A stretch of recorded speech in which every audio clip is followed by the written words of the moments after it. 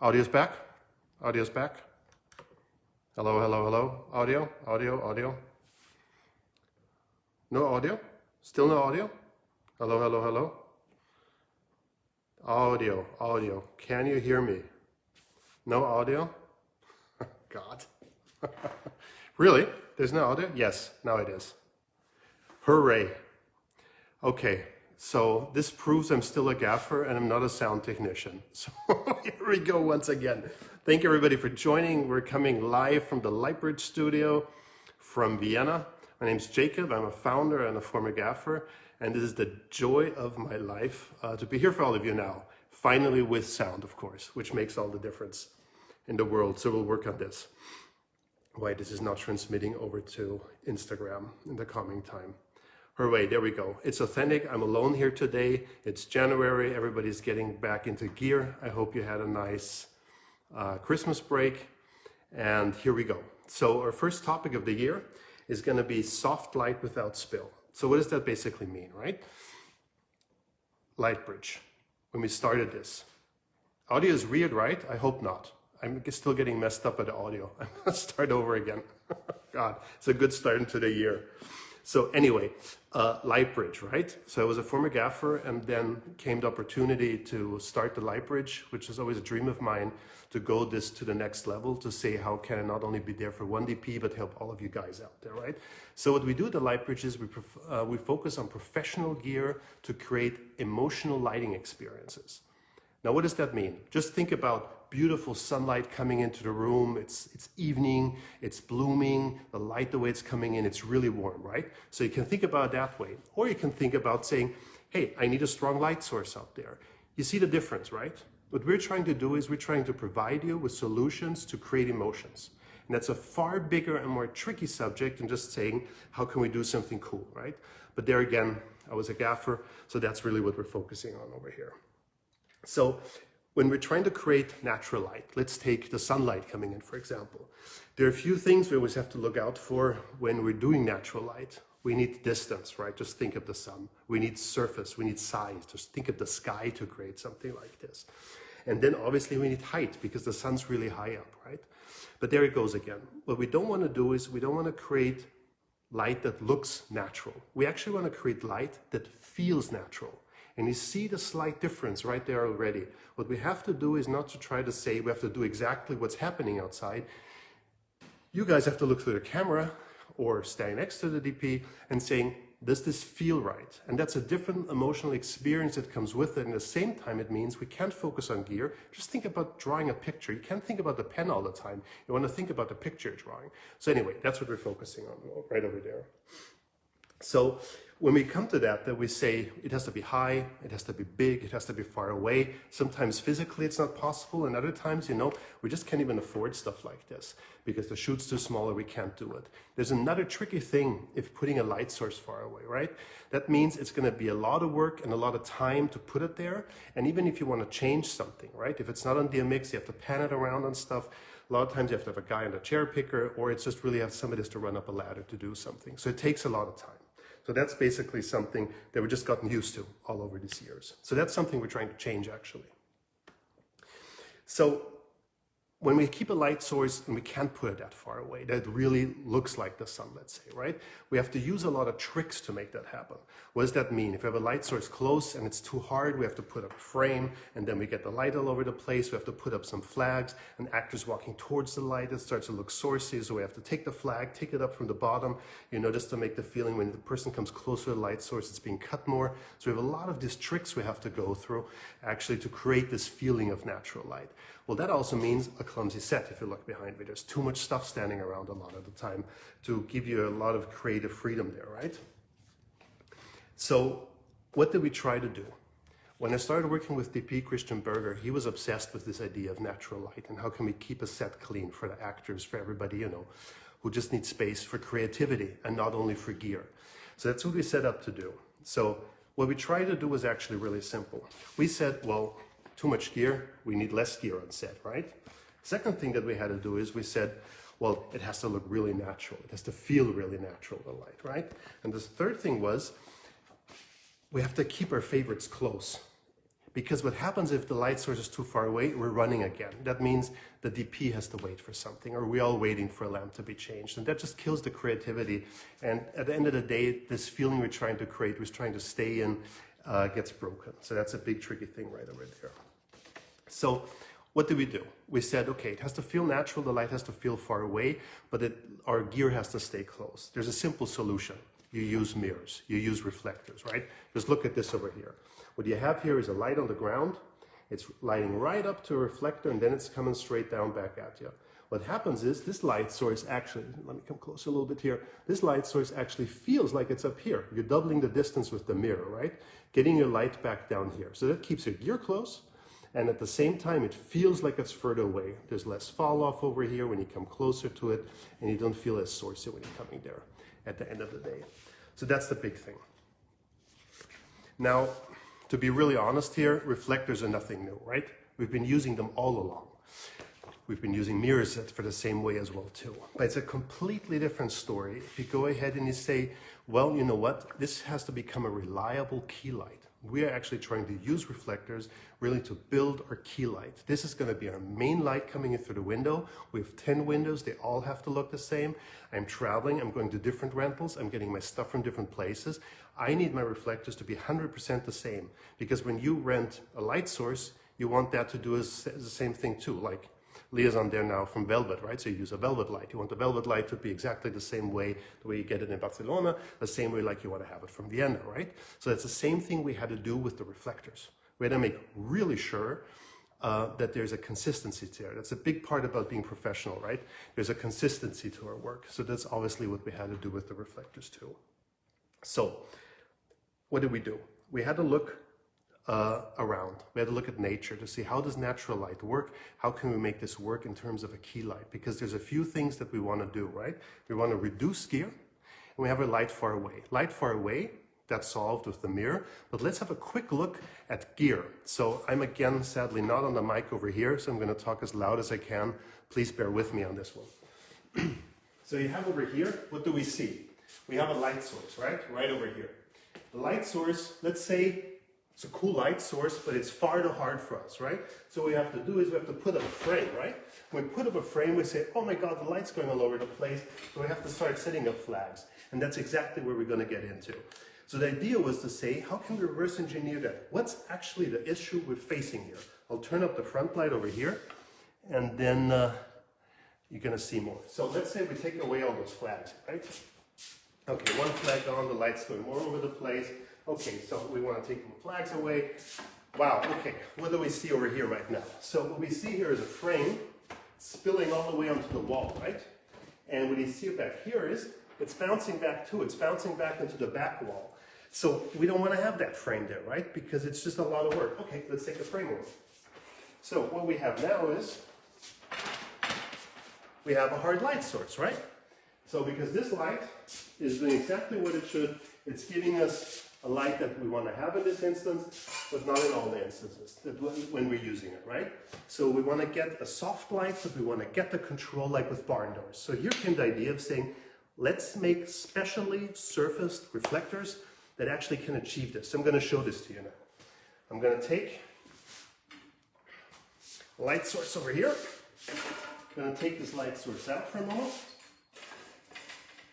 Put this here in. So there you go. I'm going to spark it. I'm going to turn off the other one. So let's see what happens over here. And all of a sudden, if I close down the barn doors and they really just go up where they should, of course, there we go. The light is just going where we want it to. Soft, diffused light. See how soft this light is over here? Can you see this? Just from one reflector and from one light source. So we reverse engineered the idea of saying, the light source may be the light source, we still need a light source, but what it's all about is actually the key light, the new key light, the cine reflector from the Lightbridge. So this was the idea to basically start out from. But I want to show you something along the road. The whole idea to come up with something like this was actually something we saw also the automotive industry was doing. So if you look at the car, let's go quickly into this. You look at this car, you see old car, right? Maybe even a little bit clumsy. Why does this look clumsy? Well, it's really simple. This car could not drive fast. Look at those wheels. Look at the way the car here is being built, right? It's like, this car can't go fast, so who cares what it looks like if the wind goes against it? And here's what the automotive industry said. Well, you know what? We want to go faster, and we want to lose less energy at the same time. It sounds ridiculous, right? It sounds like saying we don't need any gear and we can get soft light without any spill light at the same time, right? But here's what the automotive industry did. They said, well, we'll solve this like this with aerodynamics. We will say, let's let nothing in the flow get into the flow of the air.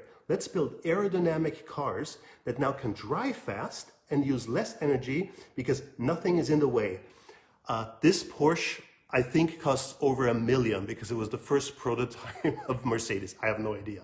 I know you're talking about the reflectors, but let's stay in at the moment at talking about what we want to create with these reflectors and not just jump right away to the prices. But if you want to just go onto the website from our dealers, you can do that for sure. Okay, so this is a genius idea, right? Oh, if you want to drive fast and use less energy, then you have to put nothing into the way of the light. And you know what? That's exactly what we did. Look at this. Here's the light source, and here's the reflector, and we put nothing in the way. The light travels up, and it travels back down again. Same like back there. The light travels up, the reflector takes care of the diffusion, the reflector takes care of the spill light, because it is engineered that it does not have spill light, and then it goes exactly where you want to have it. And all of a sudden, with only 3% light loss, you need not as strong light sources anymore. You can control your light from the tip of your fingers like with a pencil, just like that. Of course, that took us 15 years of concept development to get it that far. So it was a big thing to do, but it's a journey of my life. So all is good, and I hope you can enjoy it too, now that we're able to share this. Okay, so this was the idea of reverse engineering. And the same thing when you talk about workflow. We're so used to saying, oh, there's a light coming in, there's a flag coming in, and somebody's already running with 2 extra stands, right, with flags on them. With the reflectors, it's different. You do not need this. Just think about something easy of putting a light source on a stand, bouncing up to there, and then just coming onto the set. Simple. Different workflow, but as soon as you're there, it's going to be simpler and easier for you. So it's a little bit of a change for all of us on set to first start using it. I don't put my frames up, I don't put my flags up, I don't need this anymore. Yeah, try it once, get used to it, and you'll see it is like driving a really fast and high-powered car, to compare it like that way. Okay, so what I'm showing you back there is diffusion number 3, right? So if we want to have this full kit, this full range, we have to go a step further to make a key light into it.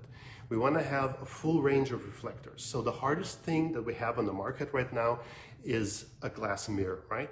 There is nothing more accurate and perfect in precision like a glass mirror, but it's heavy and it breaks, and it's really tough to work with at times because just the way it's handled and the way the mountings work, it's not that fun to work with in wind as well.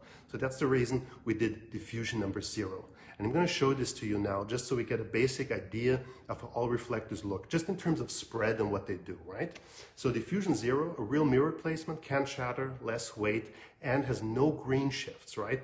Our reflectors have 100% color accuracy. Another thing that is super important because you want to concentrate on lighting, not dealing with flaws from gear. That's not something that we do.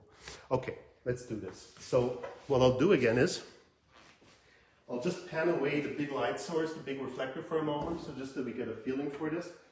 And I'm going to turn off the main light, and I'm just going to grab a set of reflectors. These are from the move bag, so they all come in sleeves. You just can take them out easily. I'm turning off the main light so we get a feeling for this now. But this iPad anyway is doing what it wants. So there's so much only I can do in control. So color code gray, diffusion number 0, comes up first. So there we go. Okay. So what you see now, this is an unforgiving light source, right? You can see like there's double shadows going there, of course, because this light source has barn doors and the barn doors reflect. So you're always going to get what you see with this. But no color shifts, exactly what it does. That is that. The great thing about using a light source like this case it's an Aperture 60X, is just to show you when you start to diffuse the reflectors how these flaws go away. Next one is diffusion number 1. You see how this edge is already a little bit softer? It's like a mirror with a Hampshire frost on it. So it's already a little bit better, giving you more control over the light. So there you go. There's diffusion number 1, color code black. A real workhorse for redirecting light to doing really hard spells of light. Then diffusion number 2. Look how soft it's already getting. And if you look at the reflector, you see how there's no light going in your direction. This is just going exactly where you want it. Soft and diffused light, 100% where you need it. So that's diffusion number 2. Diffusion number 3. Look how soft this is already getting. I am still in control over this light. I can pan my diffused light around. Just trying to do this with a light source. You would be moving a light source to do it like this. Let me quickly explain. So here's a reflector, right? The light source is hitting into it. So virtually, let's say the light source is directly below us. So that means virtually the light's up here, right? So if we start to pan the reflector, see how the light source is moving? In this direction, and now it's moving in this direction. So what does this mean? By redirecting light via reflector, making this to your key light, you do not have to move a light source anymore. The only thing you have to do is pan your reflector. I want my light over here, no problem. I want my light over here, no problem. I'll show you this in a sec as well. So this is just amazing how it can save time, because at the end of the day, to create emotions, you want to have fast response times. You want to look at something, you don't like it, you want to look at something different again. So that's what we're always looking out for in this end, right? Okay, so diffusion number 2. Diffusion number 3, color code violet. There's another cool thing about this. You can, now I'm in the center of the light source, right? If I take it out of the light source, it's like dimming. See that? Because I'm not in the light source anymore. It's a little bit hard to show here. Okay, there we go. Is that better? Yeah, that's better. Okay, it's like dimming by taking it out of the light source and still in full control. So this is basically a range from hard, like a real mirror placement, diffusion number 0, all the way to diffusion number 3. 3 grades of precise decisions. Now we have a 4th one, super white. Super white's going to give you already a maximum amount of spread. Look at this. It's going to go all over the place. This is already very close to what we know from our standard whites. Why did we do this? Simple reason. All our standard reflector boards we have, they're not good in wind, they're not good in rain, so there's only a certain amount of limitations. You can use butterflies or poly boards or handmade boards outside, right? Our reflectors go up to 70 kilometers per hour winds, hold up to 3 G-force, so you can mount them on cars. They can go underwater, they can do all of these things. They've got special mounting systems on the back with easy access points, so it's really fast and easy to mount, which is super important. No matter where you're shooting, no matter what's happening, your reflectors will stay with you all the time. Please clean them at the end of the day. It's a high precision tool, especially when in rain, and sadly rain these days, it's not that clean anymore, so best is to clean them down. But that's it. Then you can go. Nothing like our standard reflectors out there can do this. That's the reason we did diffusion for super white. So you got your full range from a real mirror replacement all the way to super white, in between precise steps, which is important. So you can always say a little bit harder, a little bit softer. I want to go back again. You get all these chances, right? Let's quickly always stop if questions are coming in. Are we going to NAB Las Vegas? We are planning to. Our partners in the States are Matthews, amazing friends of ours, and they will be attending as far as I know, so we will be there too. I don't know if I'll be there in person. I will be there now. We're doing an event in Los Angeles, doing the ASC Awards for anybody who's there.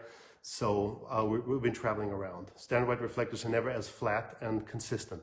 100% correct. Consistency is key to professionality. If no matter where you shoot, it has to be exactly this way. Otherwise it won't work. More windows, different setup, you have to reshoot something, God forbid, right? So then it really has to be the same way. So that's the stuff where that stuff really starts to come into play. The reflectors are made of aluminum. The only way that this magic juice works actually is because it's integrated into the aluminum. It is waltzed, it's surface coated, so we engineered this surface and we put them in there. So very good, Matthews is with us, excellent. So that's definitely something that is super important to do, and that's what we're doing now too. Exactly, 50 by 50, 7 by 7s, great sizes. We have the Go kit, so you've got the 50s, the 25s, the 15s inside. So that definitely gives you enough, for example, for portrait lighting.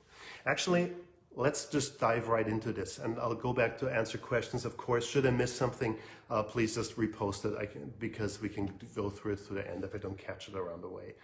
So that's basically, we looked at now how the different diffusions are. Now we have to look at sizes. Now sizes is something that's really simple and easy. You got to do tabletop work, you got to do big productions. So we do something from as small as a 7 by 7 to a 15, like I showed you right here, to a 25 and to a 50, like here, and then we do the C100, that's close to a 4 by 4. So it's 100 by 100 centimeters, which is just a workhorse for standard productions, lighting it through windows. You can see all the posts on Instagram as well. Best used black C stands I've seen. Look, I'll be honest, and Matthews may not listen to me now. The gear is amazing, and black C stands, they help. And if you got good black C stands that the coating doesn't come off immediately, it's even better. Just for the reason that sometimes you get unwanted flares and stuff off of it, and you don't have to put duvetine around them. So that's just something that just kind of makes sense, and that's the reason we have all their gear here. Well, it's the same thing. Look at the Infinity arm. Again, Matthews can talk more about this, but it's about how reliable gear has to be and how flexible gear has to be. And with the Infinity arm, you can just swap out the different pins and spigots with it, and you can have adapters for methylenies and stuff. So it's a question how much versatility you need from it, and then how much power you need from it, because there is no better and no stronger magic arm than Infinity arm out there. So yes, of course, I don't have the full truck with Infinity arms. You have standard like Noga arms and stuff as well. But when it comes down to the bits where it really has to be perfect and has to hold sturdy forever, that's where the Infinity arm comes into play. So it's always balancing that, right? And I'll be honest about the same thing too. White rags are great. Butterflies are super important. The CRLS will never replace this. CRLS is really great for using a key light, not taking out the sun or stuff like that, or not using big, huge bounces. Adding reflectors in front of those big bounces is really cool again. It gives you a soft and a hard punch at the same time. But so, you know, gear's gear, and that's the reason we always have to choose what we need for each job. And that's the reason some gear, you know, just costs more than other. And I think that's totally fine like that. Can we see the mounting points and quick releases? Yes, of course. I can do that. I will improvise this because I did not prepare this. Give me a second. So,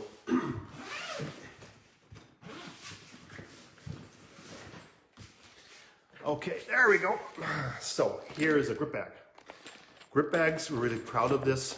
They are made in Austria by youth that are having troubles coming back into the working industry. So this is our part of doing nonprofit stuff. Nobody earns with this, just the kids get a chance to go on with their life. Inside is the C wheel. It comes in a spigot and it comes in a receiver. It has gliding plastics here, so it glides really nice in aluminum, has a safety wedge. If a stand falls over, somebody runs into the reflector, this will break. You have spares within it. Again, we've been working with this for a long time to really ensure this stuff works perfectly. Okay, so here in the back, you have the rail, and you've got an easy access point here. Now you open up your C wheel like this, and then you tag it in, and you glide it in, and you close it down, and you're there. And the way physics works with threads is do not over tighten it, actually have less power. So just tighten it up a little bit and you're done. 3G force, everything you need to do, goes up to 50 by 50 centimeters, and it does exactly that. So nice, easy, you hear how nice the sound is. I love this. This is great gliding plastics that we put into here. So why do we do this stuff, right? Because again, you could say, oh my God, this is expensive, right? Sometimes like with the Infinity arm. The reason is we did not design this for a guy to sit in front of a Instagram live and show how cool the gear is. We made this for people out on the set. It's raining, it's cold, it's night, it has to go fast. Anything you put into the way of that poor person, for everybody waiting for this reflector to go up, does not approve our standards. We want to be fast on set. That's what it's there for, because we want to make sure that the DP and the Gaffer and everybody involved has a really great idea how to create the emotions we want to create. This is a tool. This is not just a gimmick, something you can use. That's the reason, as I mentioned, we've been doing this for 15 years to really figure out what is the workflow on set that works best. So I hope that shows the mounting system. The C100 is different. It already has a yoke with it. And it's got special friction systems so they don't open up on you when you're using sash to go up and down. But I guess that's a different Insta-Live to go from there. Let me see, there's so many questions here. I'm not sure if you answered, but does it work, the idea that you can have a soft light without the source being bigger than the subject? This is an excellent point, Hector, because that's exactly what I wanted to show right now.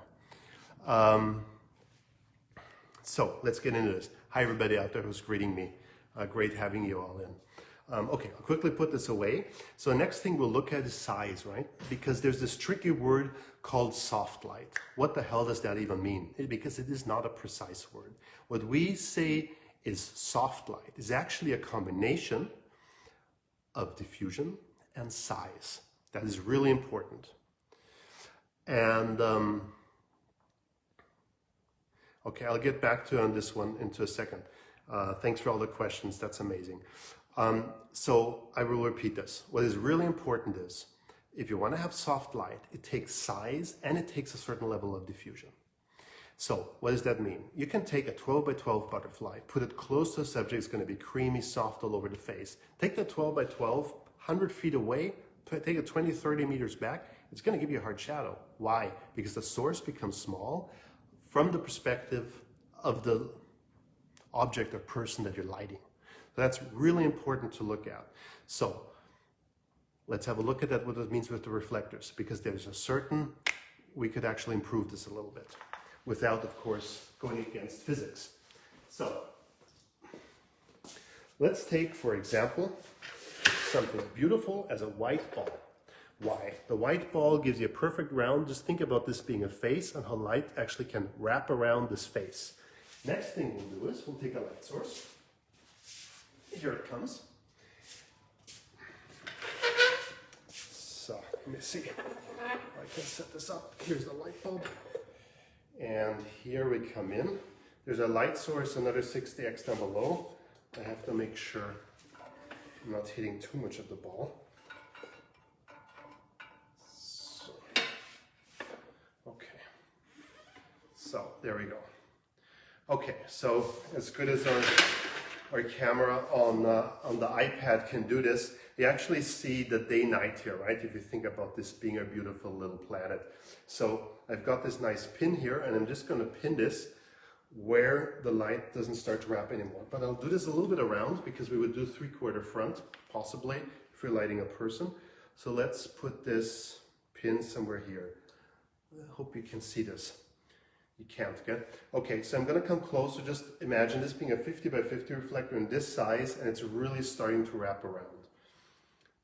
Here's the dot, and it's overexposing because it's the camera. So what we're going to do next is think about this going back 10 feet. It's going to feel from the type of the subject small like this. So what this means is, if I put this away on the same distance like this reflector, you see how, now you can even see the pin, you can see how little actually we're wrapping around, of course, because the surface is smaller, right? So that means we need a bigger surface for more wraparound to give a more soft impression of light. But what does that mean? If we take a bigger light source at a certain amount of distance, it's a lot of work, right? So we want to keep a smaller light source closer so it feels big, like a 50 by 50 out of the Go kit, so we actually can light a face, right? Now, just think about putting a light source here. That's going to be really sourcey. It's going to be like really bright on my bald head over here, and it's going to be kind of dark down here. This does not happen with the cine reflectors. Why? We're doubling the distance. We have our, let me see if I can pick this up. We have a light source down below. The light is traveling up all the way to the reflector and coming down. So this means this light feels like it's 4 meters away. It feels like it's almost 20, that's not true, like 8 feet away almost, right? So it feels further away and not that close. So if you're lighting interviews, this will not feel sourcey, close and lit. It's actually give you a nice feeling. And there's another positive effect about this. Actually, by the board of doctors in Austria have been approved that this is a glare-free, sensitive light that does not harm your eyes. So what does this mean? When your subject is sitting here, person you're interviewing, it's not going to feel like, oh, this is bright in the eyes and people start to squint. This gives you this beautiful way just to wrap around the light and keep your light source close, just out of frame, small setup, not a lot of gear necessary to pull this off. So that's the reason we put the Go kit together. If you need a bigger size, of course, there's a C100, or you can sometimes even use smaller ones, like 25s. We found out if you get really close and it's not an issue, it still looks beautiful and the light wraps around because you're closer, so it feels closer, right? So that's the whole thing about different kinds of sizes and why they're necessary. If you can come close, it's going to feel bigger. You go further away, put two 50s next to each other in the Go kit. I'm going to stop talking about the Go kit now. There's a diffusion 3 and a diffusion 4 inside. So you actually can do this Roger Deakins style, soft on the front, a little bit harder from the edge, just wrapping it around beautifully, just like that. There's another pro tip. Keep your light source on the lighting stand, because you want to move your light and the reflector at the same time. If the reflector leaves the light, it's just going to go dark. So just put it onto one stand and it's going to be much better like this. Okay, I hope this explains the basics of physics, the way the wraparound works, and what soft light actually is. Because if you take a harder light source, of course it will not wrap around. Why? If you look into the light source, you're going to see, like, think about a mirror, you see the small little punchy light source in the middle. So you're not making use of the big frame right there, right? This only happens because it has a certain amount of spread already with diffusion 3 over here. Okay. I hope this answered the question. Okay, so here's another cool question that came up. What about using light source inside to replicate sunlight? We do this actually a lot. The way you do it is, personally, if it's possible, I would always recommend using a LiCo light source. Spotlight Mini, ETC has some, K56 has, there's different kinds of companies doing different kinds of stuff. Why? Because it's going to give you a really nice shaft of light. Remember, the reflector is square, a light source is always going to be round. So if you have a reflector right above the window, for example, right, and you want to extend the light that's coming in, like with the shaft of light, right? You put your light right above the window, you're going to put your LiCo into it, it's going to give you a round bounce. You say, it's too much spill light, you can use the blades to actually cut this down, which is super important. Because if you do not want the spill light, just think about not doing sunlight, but extending a practical, a night light. That's exactly where you don't want to have too much spill all around you. So recreating that from inside works actually tremendously well. And it really blends well with, for example, the sky as well. Skylight comes in, but you need more push because the reflector is really close to the window. Your light source is far away from the window. It looks like you've got a chair picker outside, the way it's coming in. But we can do definitely an extra Insta about, how to work with windows. We did get some complaints that we have only too many pictures of people lighting through windows, so we're going to do some different stuff as well in future. But basically, that's just a great way to use it. My attention more intently, makes sense. Watching us work is always fun. Greatly diffused, it's much more natural. Simply don't work the same as you say it's emotion. It's something really weird, and that's something I'm not comfortable to put into technical words. You want to create an emotion, right? And you don't want to feel this kind of technical stuff behind it.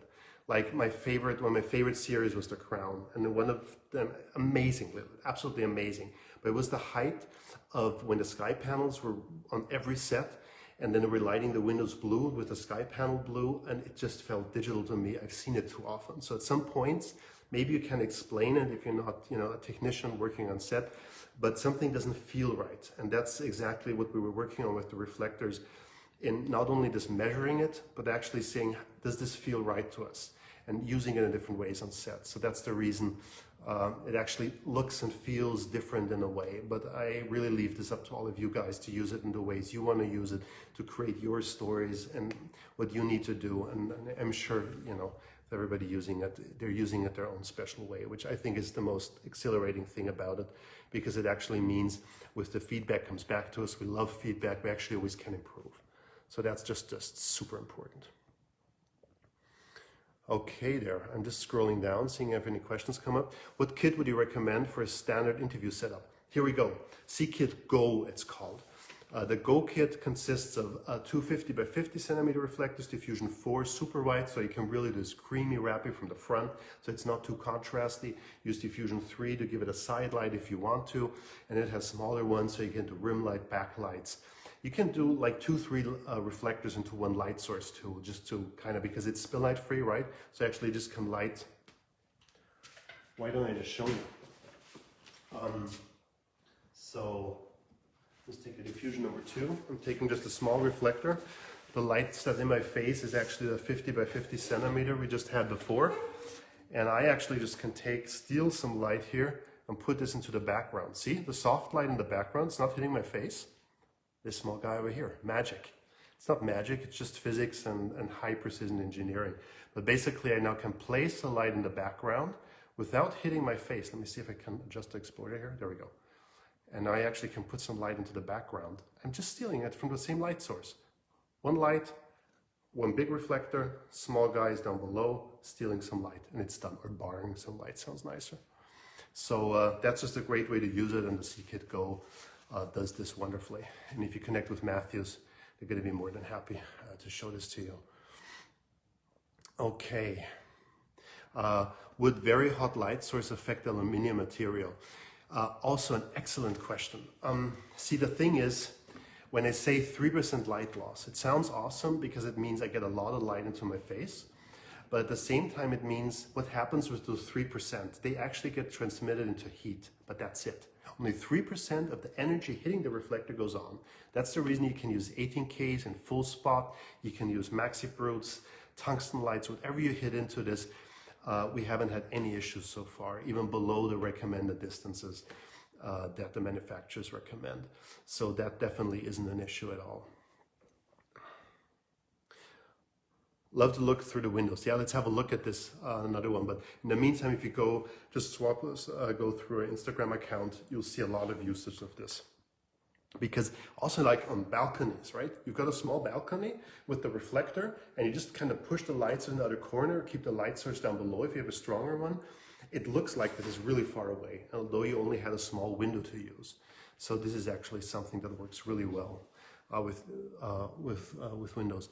If you want to purchase in Greece, best is to contact us directly and we're going to get back to you, and it's easy shipping to Greece. Greece is cool. How strong intensity it provides if I have a source of moon only. I'm not sure if I answered the question. Moonlight is sadly not as strong as we would sometimes want it to be if you use the real moonlight, but if you want to do moonlight with it, I haven't seen more beautiful moonlight. I swear to you, we had it on cherry pickers, a small one, 25 meters up, but the light source was down below, so it felt like this was a 50-meter crane, and just the way the light comes down really penetrates the set. It's beautiful moonlight as well. Using the system, you can develop. Yeah, see, that's interesting question here, or a thought more. That using the system you can develop, Magalan is writing this, using the system you can develop a sensibility for feeling of light. In my experience, even directors and production designers start noticing this. See, this is like super important. As soon as you take the factor gear away and you're just focusing on how does this feel, actors come into a room, they have a feeling. You know, it's like I said in the beginning, we create professional gear for lighting emotional experiences. That means you light the room, an actor comes in, they're going to feel something. Because if you can see, you can feel. There's no such thing as saying, oh, we didn't use any light. Well, then you were listening to the radio because it's dark. As soon as you turn on a light, it has a feeling. Light is emotional down to the depth. It's like, just think about our iPhone. At the evening, they have to now go down, or you can't turn them on to go down to tungsten light because they still produce the wrong hormones for us. They produce serotonin for us with the daylight. So it means it keeps us awake. And at nighttime, we want to sleep, so we want to produce melatonin. That means it needs really warm light for us to calm our bodies down. So just before I start going off into something completely different, for all the women out there, if you spend most of your light in the evening in daylight, there's a 50% increased chance of breast cancer. Lighting has emotional impact on us humans. So please, everybody make sure in the evening, turn off all the daylight, all the bad fluorescent tubes, Go to tungsten light. It's going to calm your body down. You're going to sleep better. There's a lot of positive effects when it comes to lighting. Okay, but we're going into subjects right now that are not for today. Checking back, is it 50 degrees in the distance you should have from the light source? Okay, so that's a great question. So you have a reflector, right? And you have a light source. It is actually the distance between the two, right? So one thing is how wide is the spread. Use a Fresnel, you put it in full spot, you can have the hot spot in the center, you flood it, obviously not, but if you have a rag, a butterfly in the back, like an eyebrow, sometimes you want the flood, and you want to have the bounce back from this, right? But at the end of the day, it comes down to the light source you use, and at the same time, how much spread you want. Because think of a Fresnel lens, right? The closer the lamp gets to the Fresnel, the more flooded it gets. The further it goes back, the more spotty it gets. Same with the reflectors. Go really close with the lamp to the reflector, you're gonna have more spread than if you go far away. That's just basic physics. But honestly, there's some really good colleagues out there that actually make use of this. Me personally, I just always went closer to the reflector if it needed more output. So I always had it on a stand. I could go a little bit closer to the reflector, further back, just to kind of, balance that. So another great question, what substance cleans the mirrors the best? So the mirrors from IKEA, I cannot tell you, but they're cheap enough you don't have to clean them. But when it comes to the cine reflectors, it's best to use isopropanol. Isopropanol is cleaning alcohol, has nothing else in it, which makes the most sense to clean them like this. Because you do get fingerprints on them. They're gonna, because it has acidity in it, and aluminum and acidity and salt does not like each other too much. So best is always to wipe them down. Just think about being a lens or a USB stick. You just don't throw it into the water or stuff. So reflectors you can, but you gotta clean them afterwards. So that's just something to look out for. In all our kits, you have cleaning kits. Yeah, we can definitely explain more about that too. Yeah, Moonlight Diff 1 for close-ups is great. Totally agree. As a Diff 1 is really great. There's one other thing I want to point out about Moonlight, because I said about a cherry picker, is that with Diffusion 1 and 0, it has a similar effect in wind, that it starts to shake a little bit in the wind. You are going to see it in the light. So if I'm lighting outside from a chair picker, I only use diffusion 2s or 3s or 4s, because then this kind of thing magically stops. Just the way the diffusion works, you're not going to see the shakiness anymore. So anytime I'm using reflectors outside in wind, I try to go for diffusion 2. If I can't, if I know we have to do punchy sunlight into a window, then you just have to build, sturdier 2 stands, whatever, just to get the shaking away. But that's just something to look out for. Okay, so what is the best? What would it work best with only the light source emitting a straight beam of light? There are light sources that produce close to parallel lights. Mole beams do, lens systems do. It's a little bit tricky sometimes because it's what I mentioned earlier with the ETC, with the LECO system, right? Sometimes you want the spill light and sometimes you don't. So I rather opt for gear. I've got more options with it. But if you need a really pushy thing, also, the RE Suns, the old HMIs, work really great with the frosted lens inside. If we want spread equivalent to say the 12-5 book light, what size of reflector and lamp can we achieve this? Okay, here's this thing, Sean. A 12 by 12 book light to the subject. Coming back to my point of the ball. If the 12 by 12 is here, it's going to give you a different hard light than if it's over here, right? So could be you need a 20 by 20 at this distance. Could be a 8 by 8 at this distance works. So sadly, there is no direct answer for this. If you want to do a 12 by 12, I think a 50 by 50, you cannot bring it that close. That's not in frame. So I'd say use a C100, even 1 or 2 boards, and you got like 2 meters, close to 6 feet. So that's going to compensate that better. But again, it's all about the distance, sadly. So you can't just say it's a 12 by 12. And you know how it is. You put on a snap grid in front of the 12 by 12s. It's always at the side. It's going to get harder again too. So that's also a point for the reflectors. Towards the end, the way the light feathers out, it's always going to be super consistent.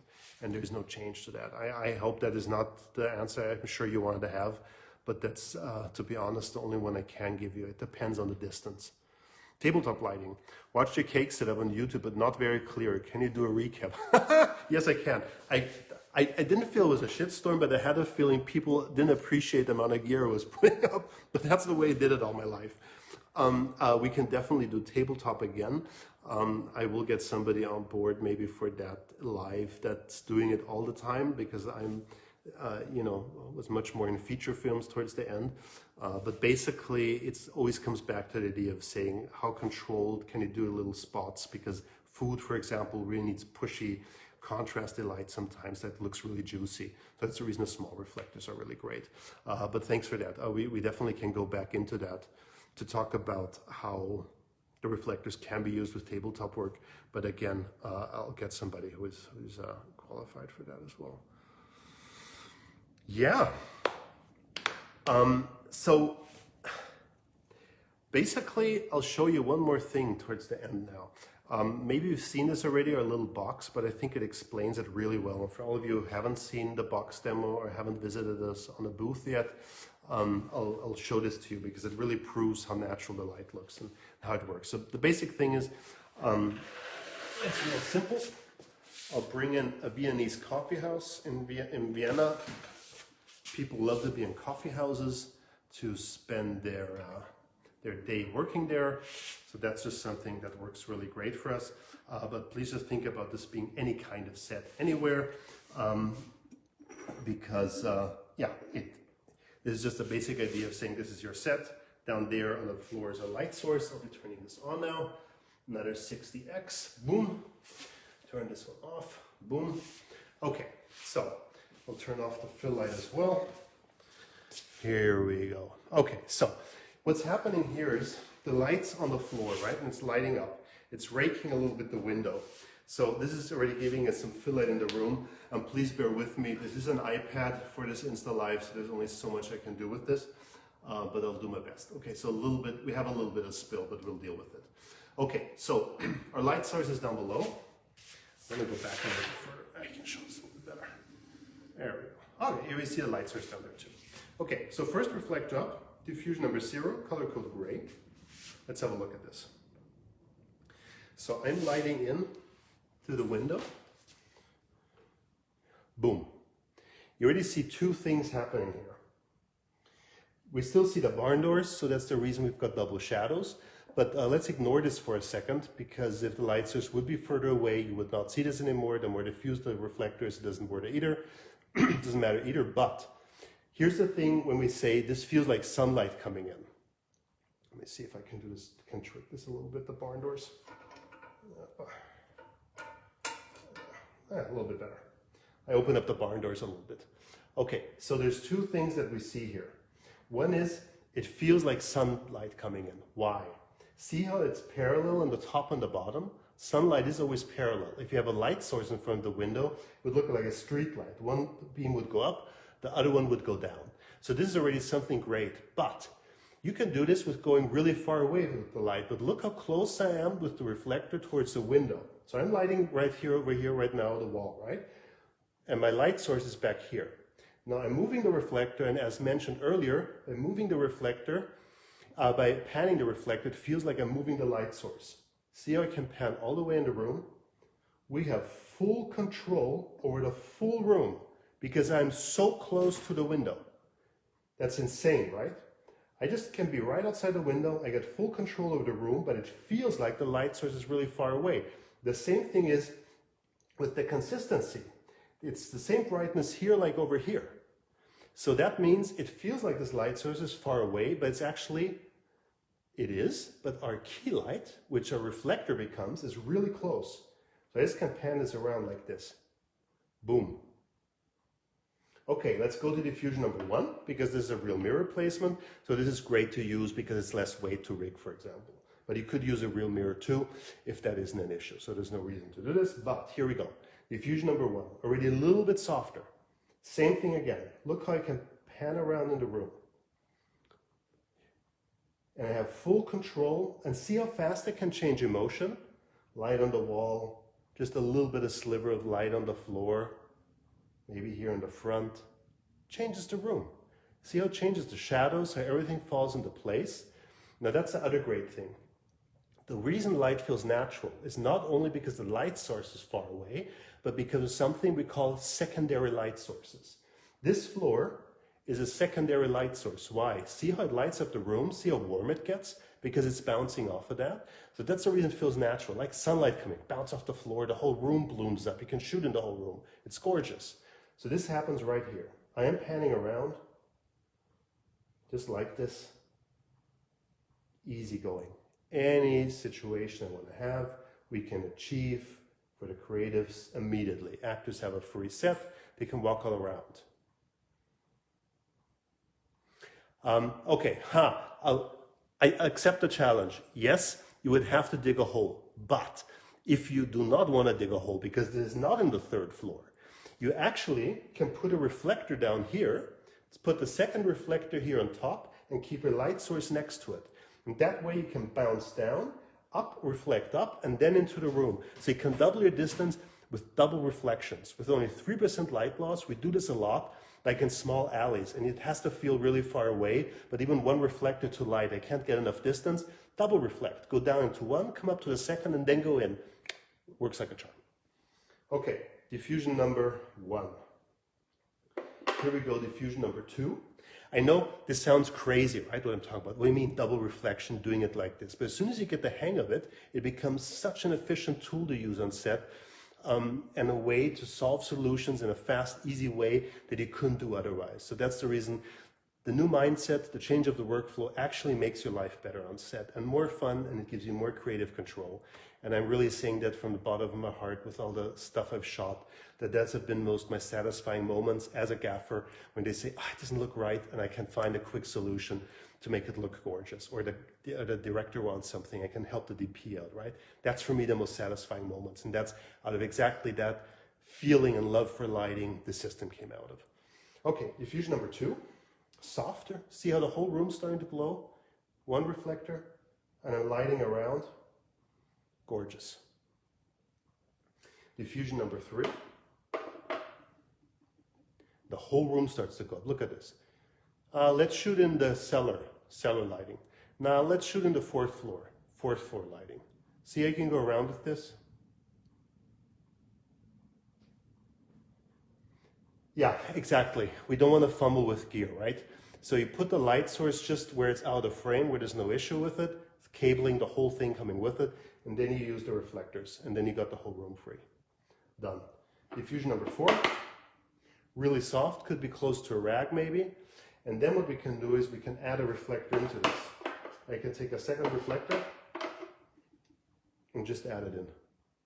Now we have our fill light, and then we added lights over here. Okay, there we go. That's it. 2 reflectors, 2 key lights, 1 light source. Done, easy, fast, and simple. So that's a great way to work with Windows. Yeah.